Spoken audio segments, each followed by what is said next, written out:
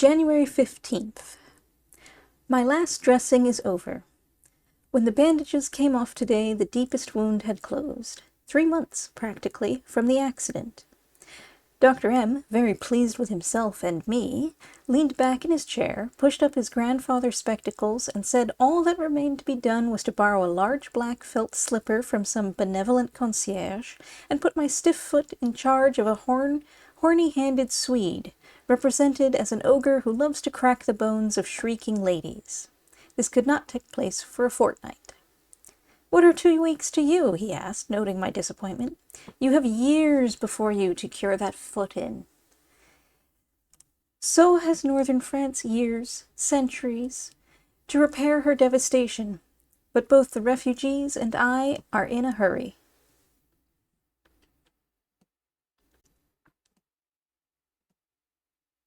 January 18th. Peace conference officially weighs anchor for parts unknown, threatened, but unshaken, by thunder and lightnings from the American and British press on the subject of open covenants.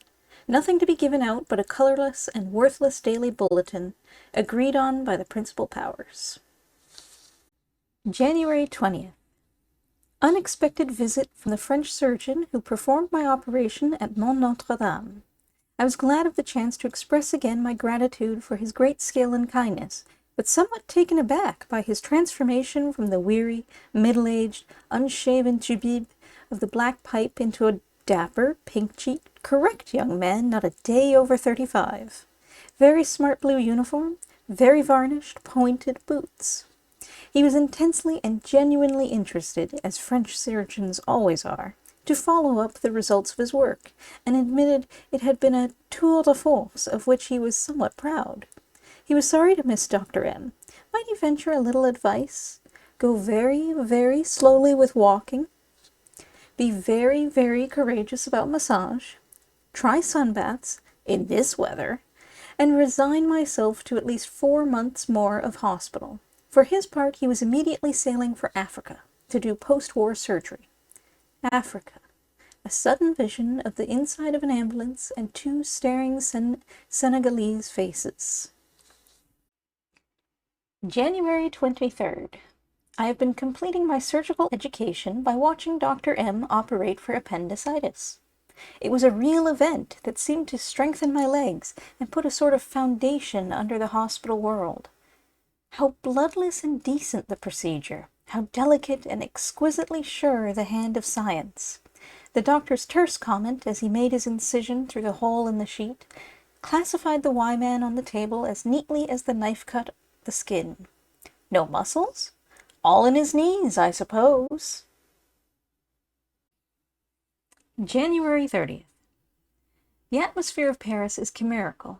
Every one who comes to see me brings and confirms the impression. The conference has become a source of deep resentment, for not even the so-called insider knows what Clemenceau and Wilson and Lloyd George and Orlando are brewing in their secret still. But the rumor that it is a strong brand of moonshine begins to circulate. The German colonies are to be divided as plunder. The League of Nations will not be an integral part of the treaty. The people just from America are especially aghast. H.G., on her way to an important relief job in the Balkans, described her illusion of a series of concentric circles revolving in a vacuum. The inner circles are, of course, the 4 great powers, but even they scarcely touch each other in their rotation, and the smaller and oppressed nations turn madly on the circumference. She says people look to her like gnats, sucked into this dusty orbit or that, whirled breathlessly round and round. I see Paris through the wrong end of the telescope, anyhow, which adds to the gnat-like effect.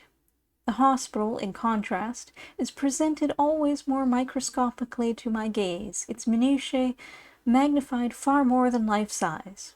With its odd mixture of the American colony and Red Cross standards, its conglomerate medical and nursing staff, its patients who vary from relief workers to ex-ambassadors and peace commissioners. It is a rather extraordinary cross-section of America and France, but one is not constantly in a scientific mood. Both the unanimistic French tent and the isolation of my very sick period here, were finer than the immersion in petty detail gradually forced upon me by convalescence.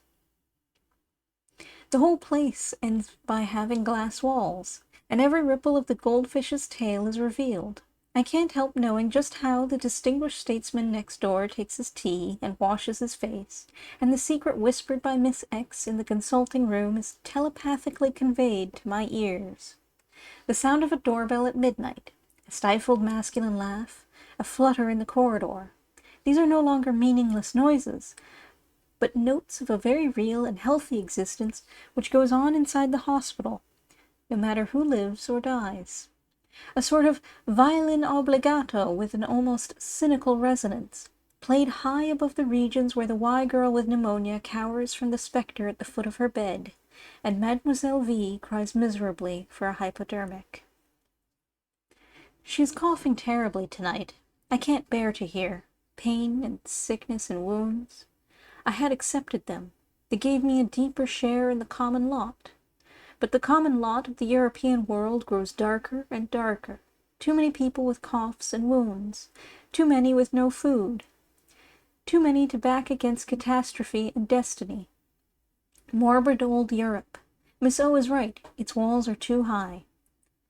Gradually they are growing together overhead, enclosing us in an airless dungeon in which we can only grope, like characters in a Maeterlinck play. Let us get back into the light. The luminous light that burns on the Arizona desert, out of long miles of untouched sage and sand. Yes, that's where I want to be, on an observation car traveling swiftly into the southwest, losing myself in the shimmer of fine dust, passing the bold red ramparts of a land beloved of pioneers, and large enough to carry Europe in its pocket. February 3rd. To dress again for the street, to drive again through the French night, to confront a restaurant full of lights and people, to sit down at a real table with a real white cloth, and feast on canard à l'orange and escarole salad with a real bottle of Burgundy. The doctor is a sport, and it all felt like a steeplechase, involving, in fact, such a breathless series of hurdles as I could never have jumped on crutches but for his urgent and joyously encouraging voice at my back. He had generously decided I needed a change, and carried out his decision with lavish efficiency. It was one of those misty, moisty winter evenings that swallow up landmarks, and I strained my eyes in vain from the taxi to discover anything significantly different in the dim streets. La Ruse also looked, after my first mad dizziness had subsided, much the same as before the armistice. A pair of boastful young AEF captains at the next table, completely immersed in their grudge against the Major, were, for some occult reason, Dr. M's and my best dish. Their native flavor, the bond created between Americans and France by their common Americanism and the share it gives them in every other variety of Americanism, is one of the emotions that doesn't seem to have worn out. I can't possibly think of Paris now without us, in uniform, overrunning it. What would Henry James say to that? Hospital quiet was blissful to return to, though. Here, today, weary enough in my long chair, my old Harvard friend R.M.J. found me. He, too, is very tired and worn, but no less full of human spice, and trenchant observation, and comment from Chaumont. We took a look down the perspectives of history together, at the revolutionary Europe that is emerging so chaotically from the wreck of the old dynasties. Could it ever be worth the cost of the Great War? Perhaps. The past does bear witness to costs unbearable, contributing at last to the onward reach of man. But as to the 14 points, the historians said that when the envoys were duly assembled at Spa, nobody, not even the Americans, had a copy of them. They had to send to Berlin to get Erzberger's. Another little anecdote. The distinguished American envoy to the captain's secretary, who sits at his elbow in a stage whisper, "The Palatinate? Palatinate? Where is the Palatinate?" Tonight, my first séance with the Swedish masseur, Mr. M., who proves highly intelligent, indeed an almost delightful person, I wonder if my qualification isn't due to the woe he inflicted, the head of a hospital for French war wounded. Sad survey of my left ankle, home truths that nearly extinguished hope, cheering assurance that I shall walk anyhow. Massage, bending of the unyielding joint, a process which sounds and feels very much like an effort to separate the wainscoting from the wall. It brought beads of perspiration to Mr. M.'s forehead and extracted groans from me. This to be repeated every day, indefinitely. Yes, indefinitely. I may as well not blink the fact. February 4th. The second dose of massage was worse than the first, but its badness has the virtue of making me feel something is doing.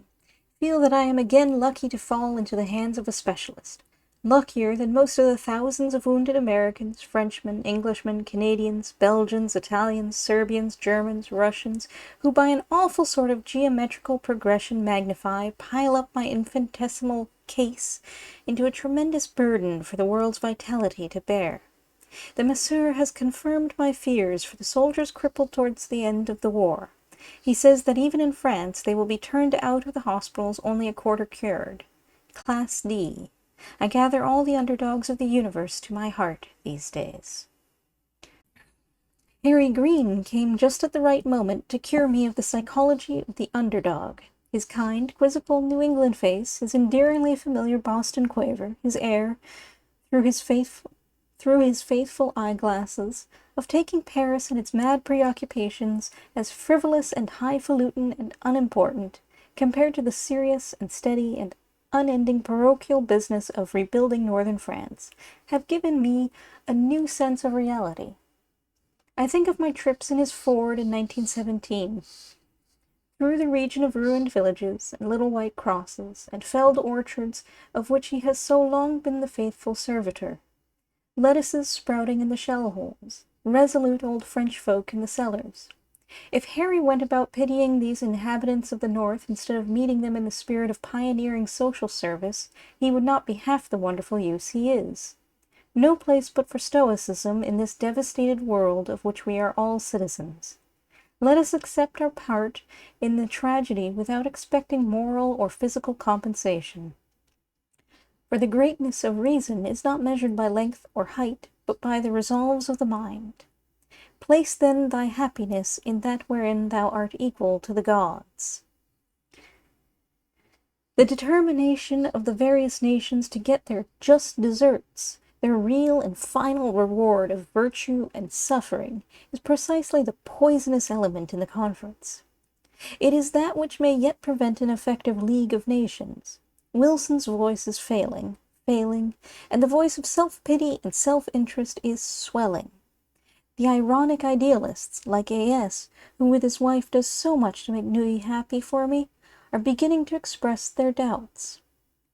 He appeared at my door after lunch, from the garden where he had tied his dog, with a poem which sets forth very le prudent, l'aimable marchand. The cautious, friendly merchant is trying to make out of the war and the peace. February 5th. The Paris dinner broke a spell. I am now at least half free. Today the dear and handsome Peggy came, by permission of Dr. M., to spirit me away to lunch with her and Lucinda, and I braved a dining-room full of smart French officers where a certain famous princess, who must be a relative of Queen Mary, was solemnly eating omelette, gnocchi, chop, and fruit in immaculate brown kid gloves. Even a chop hath charm, after lukewarm hospital fare, and so after a hospital room has a salon. The salon, with its German helmets and other trophies, its open fire and flowers, and the two radiant American girls who for so many young officers besides our beloved Stuart have made it a home from home. Stuart, of course, was in the front of our thoughts. He had gone forth from the salon so gaily, and never, never more should we see him. But his charming little philosophic countenance seemed still to regard us from the angle by the fire, charging us not to rarefy or heighten his soldier's end. We might, if we liked, he indicated, remember the fragrance of his roses, and when we drank Chateau Yquem, pledge him a secret toast. Aren't you fascinated by the technique of surgery? Asked Peg, after a pause, and told of a poilu with no face to speak of, whose arm was grafted to his forehead, sitting on the edge of his bed singing Madelon, as he prepared to leave the ambulance. Peggy had never been so well and happy as while nursing. Lucinda had invented a bandage which they had adopted at Blake's. Nothing ever made her so proud. After the wards there were emptied, she walked through, seeing the faces of the dead rise from their pillows. Soldiers and surgery, every effort to discuss purely feminine matters brought us back to them. The orientation of these so-called society girls is perfectly definite. They have seen the best of war, the extraordinary human heroism it calls forth, and the extraordinary skill of science in patching up what science has destroyed. They have seen the worst of war, its suffering and its waste. And it is all so near, so passionately absorbing. Both girls spend their time going to the other end of Paris to console their boys, unfortunately now cared for in inferior conditions. The maddening American army. What was the use of the finely weighed and pondered wisdom of Blake's and the ambulance if nothing was to be carried through, if the rest of the treatment was careless and ignorant? And what will happen, asked the girls, to these wounded heroes' characters, even if their limbs recover? Much as one adores them, with their grit, their grouch, their young inconsequence, those in Paris, at least, are spoiled. They are fairly gorged with chocolate by the various rival letters of the alphabet, so much so that they won't eat their regular meals, refuse to learn handicrafts as the poilus do, hardly read even a magazine, just lie around expecting to be amused and petted, and watching for the chow cart in order to damn the contents. Peggy is shiningly glad her fate is settled. Her very special officer husband is waiting for his orders, and she, now nursing is over, hates Paris. She went to a dance at the aviation club, but didn't enjoy dancing as she did before the war. No fun to dine at a restaurant either, and see a lieutenant spend his last 100 francs on you. No satisfaction, puts in Lucinda, to go to the opera with a peacemaker in a U.S. government car lined with striped velvet, when Eastern Europe is starving, and your best patient is neglected. The Americans are doing the peace too lavishly. What are the Wilsonians' accomplishments? Stop, my dears. Let me go back to the grey room. As Lucinda leaves me there in my nurse's hands, I can only offer the usual spinster's advice. The riddle of the universe doesn't seem to have been solved by the war. So why not, meanwhile, decide to marry one of the faithful of the salon, for instance? But she is at the door and gives me only a dark, mysterious little goodbye smile. February 9th. Ernest is about to be transferred to Paris. All through the long, slow spring I shall have this brother-in-law turned brother to count. I had tonight a foretaste of what it is going to mean when he jollied up the doctor and took me to dine at Prunier, and was, I declare, as skilful as the doctor himself in getting me and my crutches to a table. The table was in the downstairs, less chic than the inaccessible upper regions. The only other American a private, with a vulgar little French dumpling of a woman against a brawny shoulder. Beside us in the corner sat a French lieutenant with a really beautiful girl, perfectly dressed, quiet and distinguished. He never took his eyes from her face. Every now and then reached across the table for her hand and kissed it. Yet there was delicacy even in this public avowal. Every word they spoke, every gesture, his way of consulting her taste in ordering the dinner, indicated an intimacy full of fine shades of understanding. Ernest shrugged impatiently towards our rather offensive fellow American. That bounder, he said, is really no different in Paris from what he was at home. It is only that what is there, furtive, back-alley-ish, has come blatantly out into the open, perhaps better so, though he and his kind, with their rotten taste, or lack of taste, give the revolt from Puritanism an unpleasant cast. Almost never does a Frenchman offend good taste. I asked to what degree he felt contact with European Moors had changed the moral standard of American men in general. That's harder to say. Such an individual matter. I know some who have really decided the European way is easier and pleasanter, who really have lost something, if it is a loss, as I believe. Others have merely gone through a crazy phase due to loneliness, overstrain, or some other aspect of war, and will revert to normal when they get home. But undoubtedly, many a rigid Puritan has learned tolerance, and personally I think it is a gain, to discover that standards aren't absolute, that they vary with nations and individuals, that the measure of the rightness of a given relation is, in large part, the quality and beauty of the relation itself. But the ultimate effect on American life and manners? Who knows? I have a pretty definite impression, haven't you, he went on, that our mores have fundamentally stood the test, and what is more unexpected, justified themselves to the French. There I can speak positively. I see it in Dijon. You know I have made some wonderful friends there.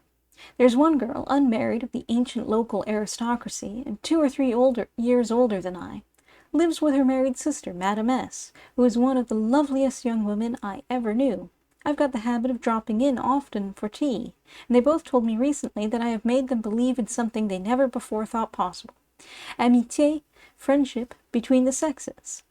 Affectionate friendship without sentimental complications. Even the young Frenchmen are impressed by our strange ways. At first, of course, they simply couldn't get us at all. Us and our Y girls.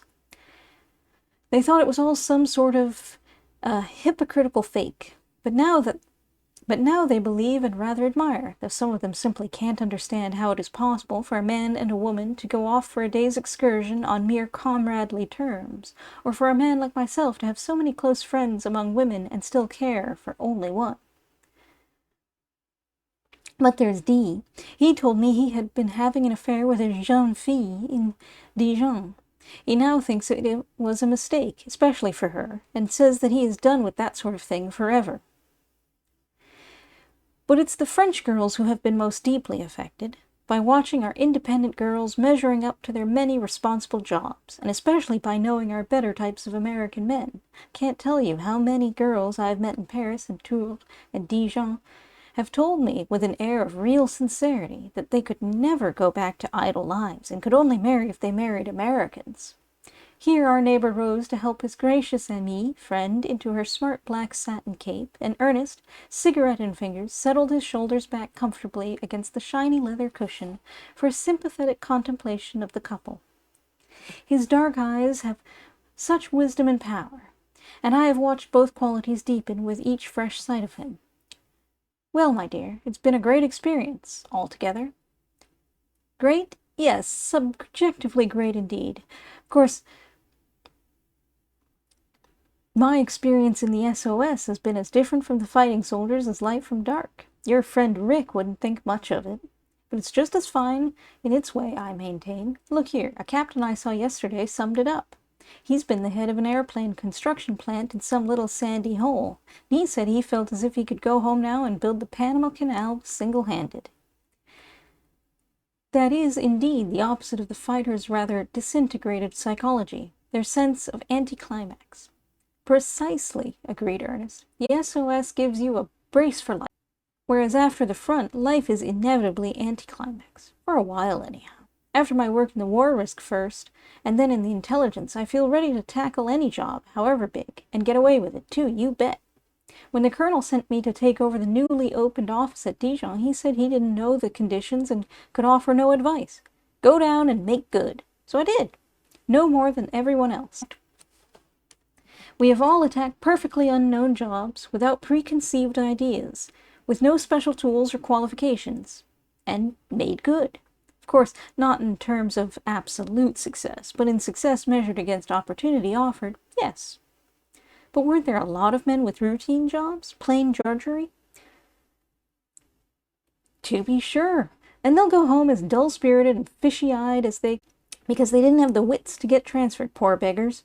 I'm speaking of men of a higher caliber, and the most thrilling part, for them of course, if I may still subjectify, the thing that makes the AEF experience different from any other one has had or can have again on this globe, is the freedom of it. Freedom from responsibility first. But surely there's enormous responsibility in these hard jobs.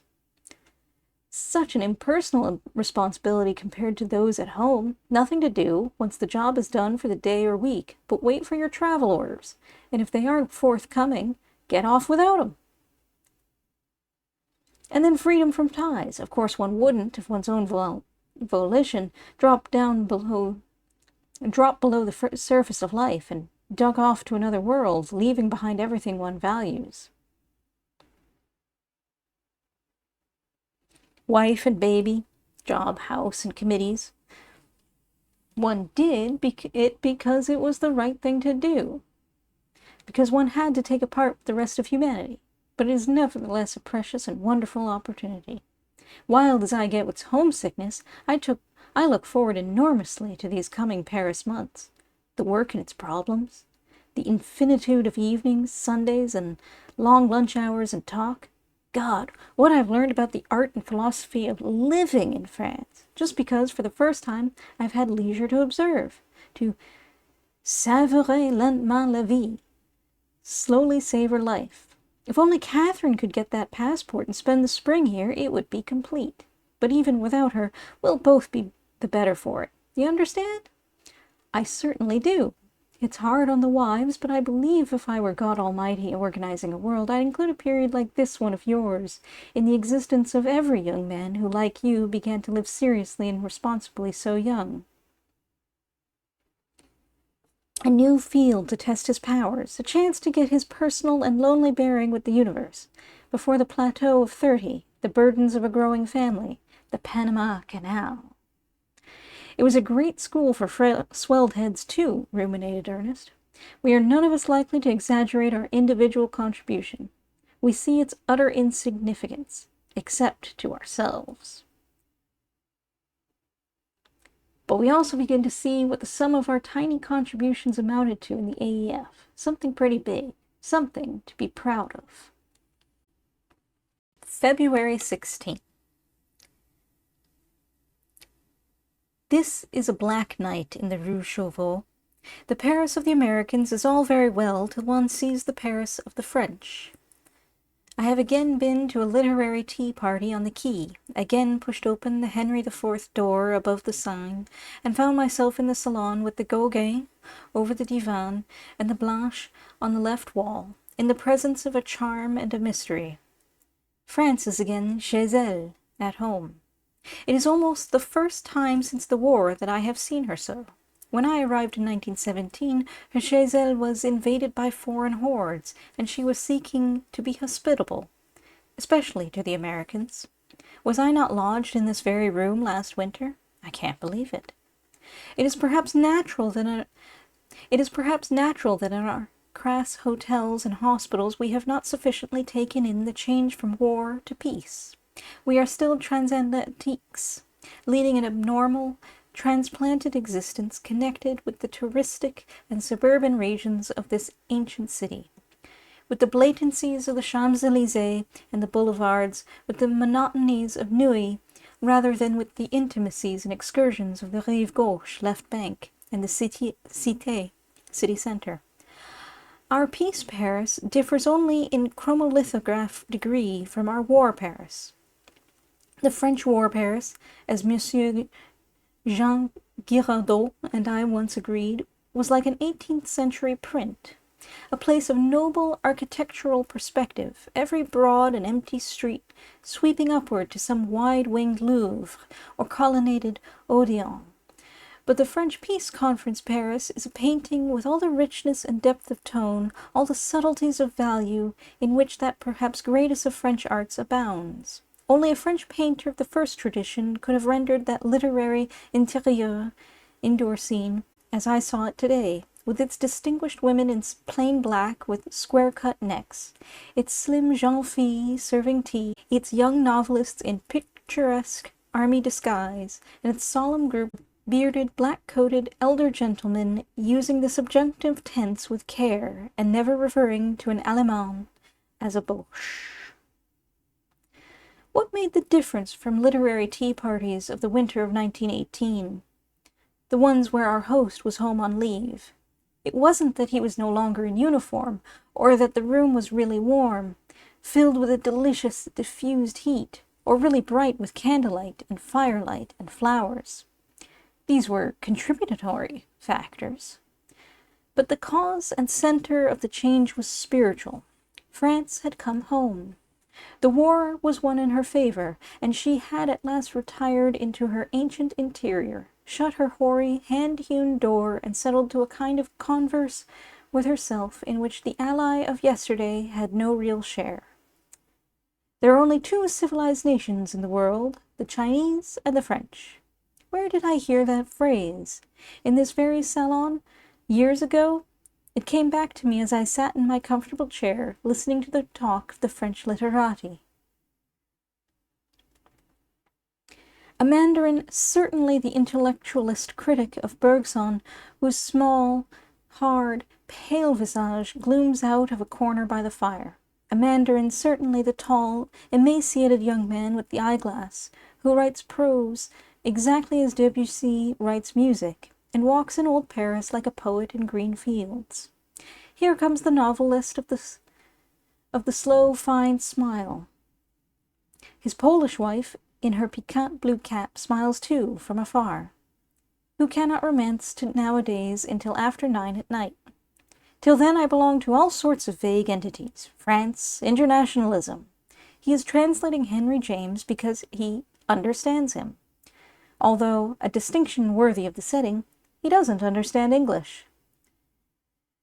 The black-coated elders seem to be discussing the newest books.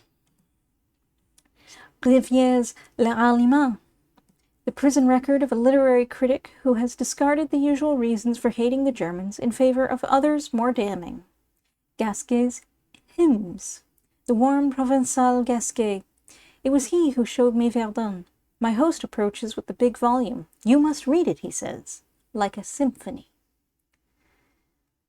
I was welcomed with all the old kindness, with an added touch of gentle solicitude, since this was my first French sortie outing. Little direct mention of Wilson, little of the conference, less of the Quai d'Orsay, and yet the sense that the piece was going ill was all-pervasive. Why was it going badly? Ah, that was exactly the point. These hypocritical British with their mandates, these Americans with their ignorance of tradition, and their 10,000 horsepower idealism. Were they not combining against France? The Mandarins seemed to nod agreement to an Anglo-Saxon menace. When I got up to proceed to the door again on the arm of my host, and the company rose, bowing, from their dusky corners, I read on those intelligent, sympathetic faces a recognition and a warning. A most delicate recognition of what a foreigner had chanced to meet of misfortune on the fields of France. A most subtle warning that the day of the foreigner had nevertheless ended. Surely, something sharp, something fearful, something deeply resentful about Wilson and his policy was waiting to be spoken as soon as courtesy permitted. The moment the great door closed behind me, it would issue, with sibilant clearness, from every pair of lips. The echo of that unspoken word followed me in my drive past the captured guns piled on the Place de la Concorde. Emblems of glorious victory? Sad, smoked milestones of a past already unreal and obscure? Spars washed ashore by the great wave of America's old love for France, France's old reliance on America. Beloved AEF, you had better hurry home. Dear Wilsonians, your footing on French soil grows precarious. In that electric-lighted crayon, the focus of your earnest energies, the hive of your buzzing idealism, can you possibly detect what a Frenchman is saying and thinking behind an Henri IV door? So it was for this diversion, this severing into rival camps and understandings. It was for these feuds born of our brains that our hearts brought us across the sea. The draft covenant of the League of Nations is just to be presented, and I think of Spear's poem. Et voilà, il a fallu 10 millions d'hommes, 10 millions d'hommes couchés à terre, sanglants, piercés, ouverts, râlant, sans une goutte d'eau pour leurs fèvres, sans un baiser pour leurs lèvres. Il a fallu 10 millions d'hommes pour ce vieux rêve d'enfant, cette chose si simple. Tu vas la voir, ta société des nations. Chacun va livrer ses armes, chacun va livrer ses bateaux. Plus d'erreurs, plus de chocs, plus de haine, plus de cruel, mes maîtres frères. Nous allons ouvrir un grand livre. Nous allons peser toutes choses dans une précise balance. Pour le juste, la récompense. Pour le méchant, le paye juste.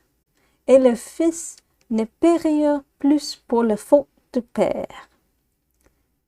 10 millions d'hommes, 10 millions d'hommes. Que c'est peu, mon Dieu, que c'est peu pour cette chose si précieuse.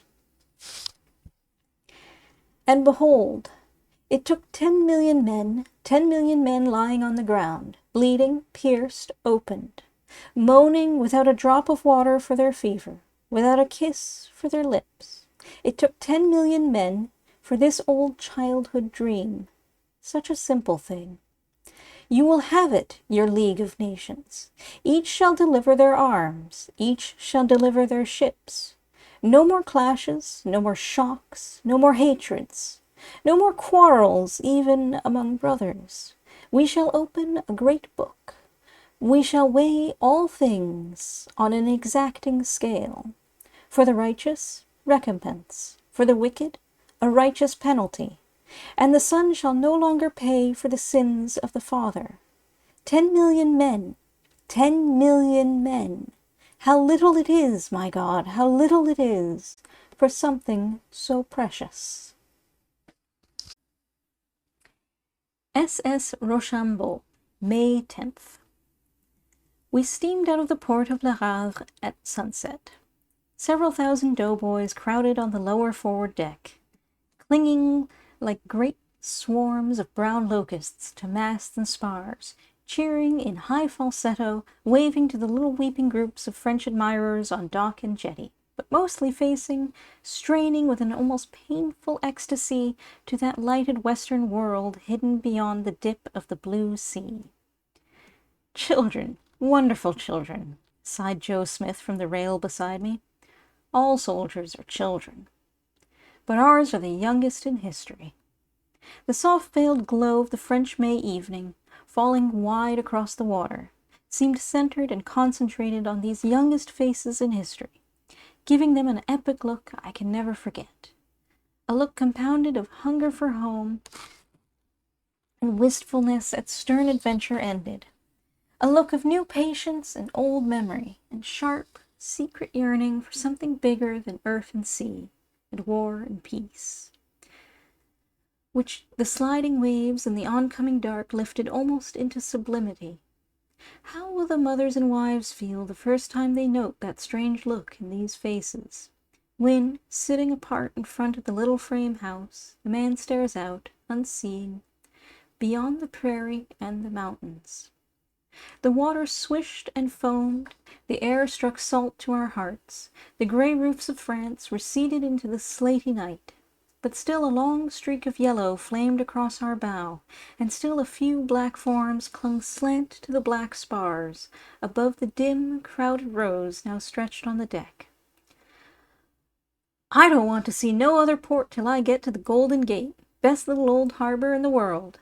It is, you know. Will not the great unwritten American novel be the true story of two American buddies who came to France and went home again? Lucinda has settled me in my steamer chair in the dark and gone to walk off her blues with Joe. A most sad captain was left behind on the dock. The most deserted, most despairing captain I have ever seen. I wish I dared to send him a wireless tonight, bidding him to lift up his spirit. What a sense of liberation to have swung off into the fresh Atlantic currents, away from the illness in hospitals, away from Paris, where one seemed to be always wandering between two worlds, one dead, the other powerless to be born. 10 days of detachment ahead, like the blessed detachment of the evacuation train. Several months since I have tried to set down any impression of the outside world. It crowded too close, once I had ceased to see entirely with other people's eyes. My limping journeys into Paris disclosed a pattern too complex, a background too obscure. Americans growing always more depressed and baffled, Frenchmen more vindictive and dissatisfied, Italians more angry and headstrong, Englishmen more cocksure and domineering, and the protagonists of the smaller nations more futile and querulous. Wilson dwindling from a demigod, justifying the fears of conservatives and deceiving the hopes of radicals. Ukraine and Hungary and Bavaria going Bolshevik. Bulgaria, Romania, Poland, Czechoslovakia in ferment. Egypt, Korea in revolt. Spartacism spreading in Germany. Russia blockaded and starving. France startled by apparitions of bankruptcy and social revolution. The peace conference muddling and floundering along in secrecy and doubt till it became the butt of every boulevard wit. 4 days ago, on the anniversary of the sinking of the Lusitania, the compendium of its tragic labors was presented to the German delegates at Versailles. And yet, how utterly inviolate the French countryside through which we journeyed this morning! It seemed that the giant fires which had burned the skies, and the jarring voices which had pierced the air but yesterday, were quenched and stilled forever, and those velvet green undulations, those silver squares of beechwood, those tufted grey villages, preserved in some timeless ether to calm and exalt the souls of men. Will France be able to mellow her hazardous victory, as she mellows pears against those old red brick walls, and turn it into her ripe fruit of civilization?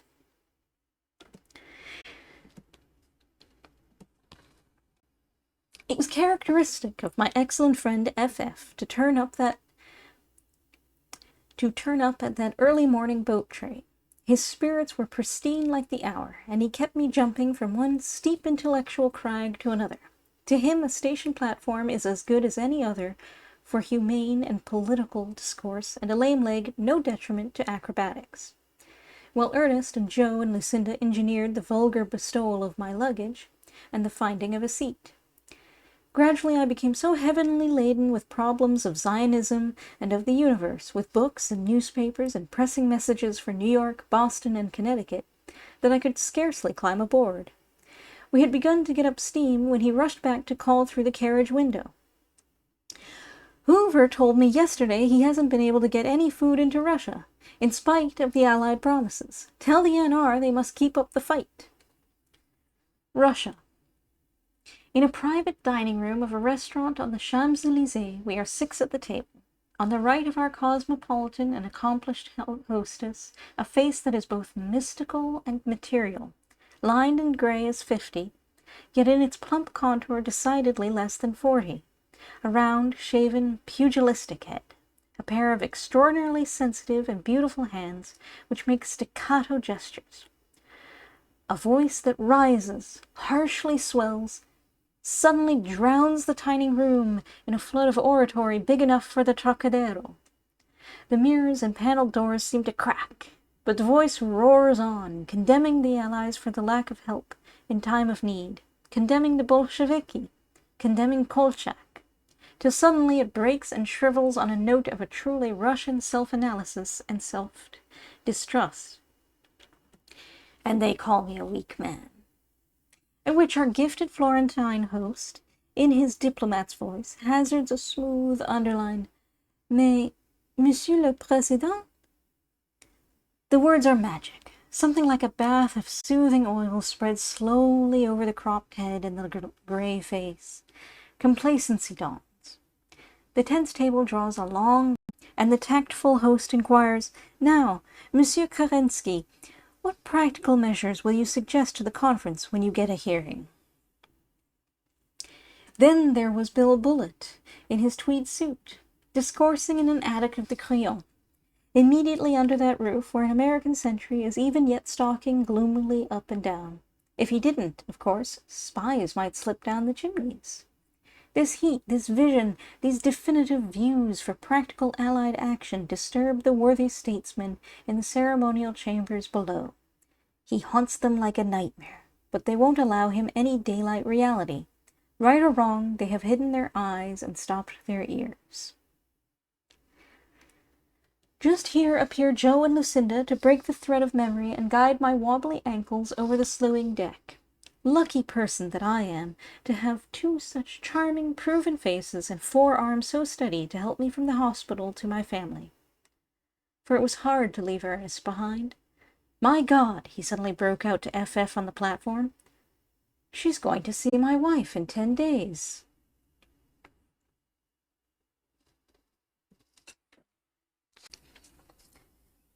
May 15th. Where is that detachment of mine? I have left a hospital that had become a home, a garden where spring was stirring, for the maelstrom, the vortex, the processional of American democracy. All day past my chair they tramp, tramp, tramp. Feet are miraculous to me now. I watch them as if they were mechanical toys.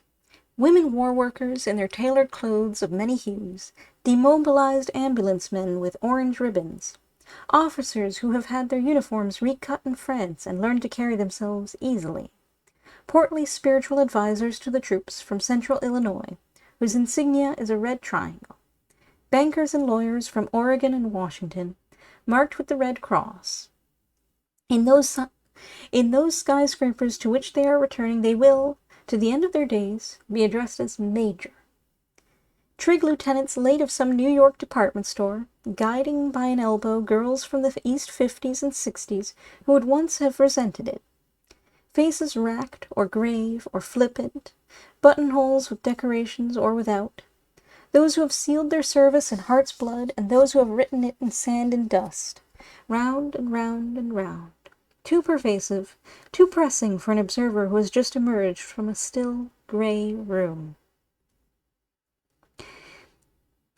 Yet if I were Rodin or Saint Gaudens, wanting to create for some spacious Washington vista a heroic monument to the American effort in France, I should ask no better than to be drawn into this monotonous procession. I should pause at the bow where a chaplain lifts up a flat voice to rows of blinking faces.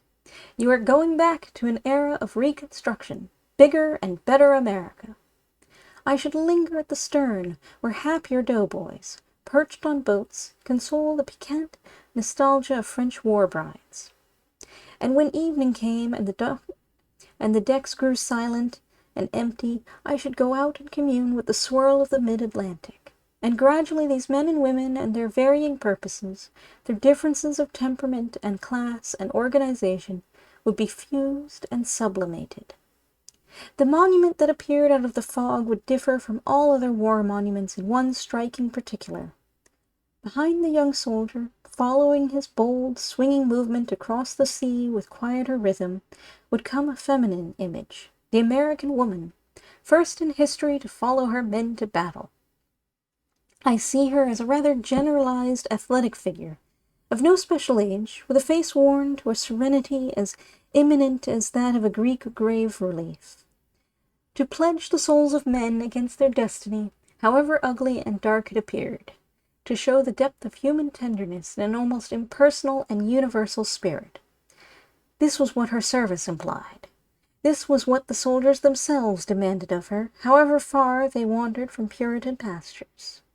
Cheap flirtation, fine personal adventure, traditional romance, but behind, maintained at greater cost than the home-keeping womenfolk will ever know.